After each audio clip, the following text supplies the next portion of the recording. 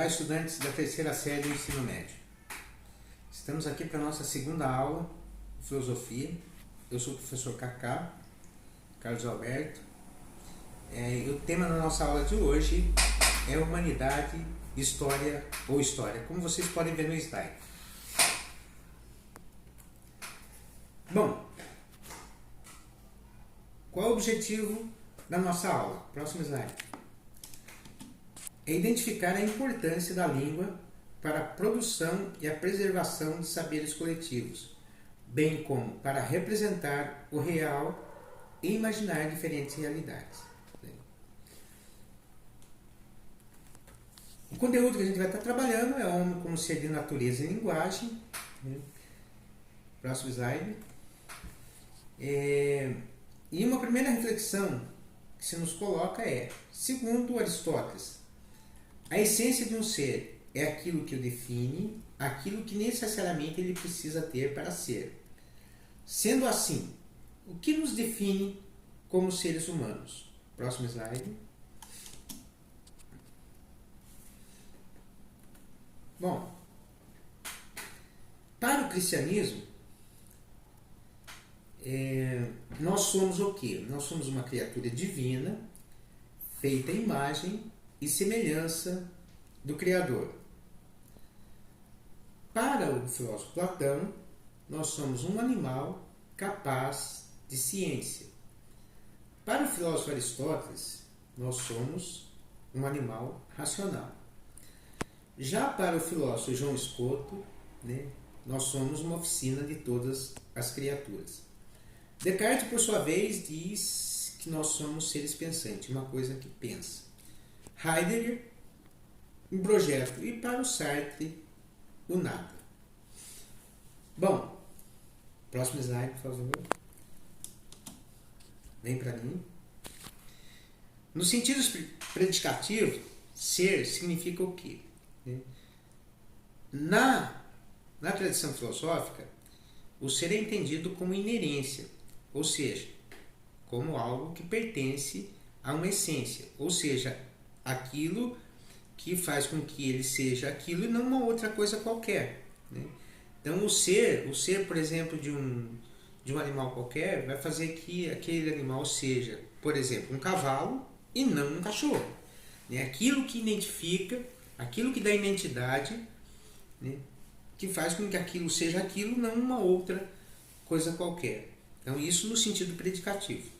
No sentido existencial, ser pode demarcar uma existência geral ou privilegiada.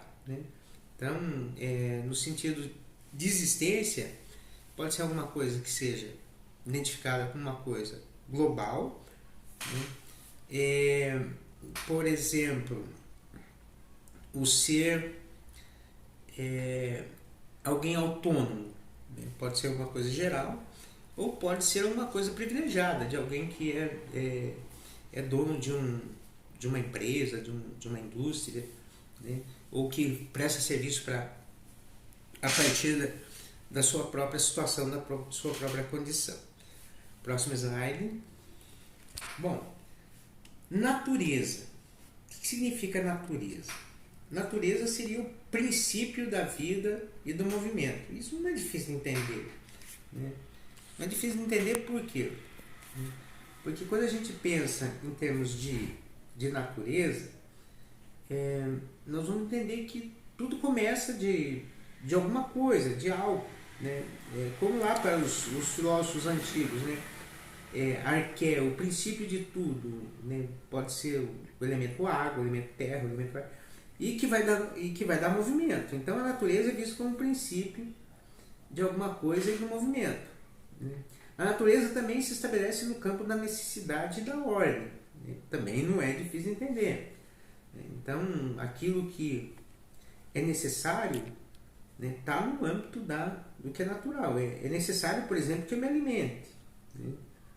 É necessário que as coisas elas estejam ordenadas de alguma forma para que as coisas elas funcionem. E a exterioridade também é o que está fora, que é diferente, por exemplo, do que está na minha consciência. Eu posso imaginar um monte de coisa, mas Lá no exterior é aquilo, uma rosa é uma rosa, né? Então, uma flor é uma flor, um rio é um rio, né? Aquilo que está no nível da exterioridade. Próximo slide, por favor. Bom, agora vamos pensar em termos de linguagem, né? Então, entendendo o homem como um ser de natureza, mas também um ser de linguagem. E enquanto ser de linguagem, esse ser humano ele estabelece alguns signos que são intersubjetivos, né? Ou seja, são sinais, símbolos que se dão entre sujeitos diferentes, né? Que ao serem usados permitem a comunicação. Então, por exemplo, se alguém faz um sinal de positivo, né? Isso é um signo, isso é um símbolo. O que está significando isso para esse ou para aquele outro? Né? Se ele faz um sinal de negativo, também é um signo intersubjetivo. Né? Por quê? Ao mesmo tempo que eu uso esse sinal, o outro tem que estar entendendo aquilo que está representando, aquilo que está significando. Bom, segundo o Saussure, né, a linguagem ela se distingue da língua. Por quê? Porque ela é estabelecida como um conjunto de costumes linguísticos que possibilitam aos indivíduos a compreensão. Então, através da linguagem, as pessoas podem se entendendo. É aquele exemplo que eu dei. Positivo, negativo. Né? As pessoas se entendem a partir de algum conjunto de costumes linguísticos que elas estabelecem entre elas. Né? Já para o Aristóteles, a linguagem é um dos atributos da essência humana. Ou seja, é uma qualidade, né? É um predicativo que faz com que o homem seja homem. Então, é próprio do ser humano fazer o uso da linguagem. Próximo slide. Bom, e aí uma pergunta que se coloca: qual a influência da linguagem em que nós somos como espécie, né? E como indivíduos? Então, que tipo de influência que a linguagem tem que diga respeito à nossa espécie humana? Né? Qual a influência da linguagem para nós, enquanto indivíduos? É um questionamento aí para se pensar e se pensar bastante a respeito dele. Próximo slide. Bom, o Noam Chomsky, né, um filósofo norte-americano, né, linguista, fala da questão da gramática universal. Então, o Chomsky é um linguista, filósofo, sociólogo, cientista, né, cognitivo e ativista político, né, ou seja, alguém que esteve bastante comprometido com as questões humanas. Para ele, a língua é resultado da evolução. Né? Então, a língua não é algo estacionário. E que é construída a partir de uma estrutura pertencente ao estágio inicial do cérebro humano, a gramática universal. Ou seja, a língua ela está lá, presente na mente humana, é construído e também vai dando um sentido universal.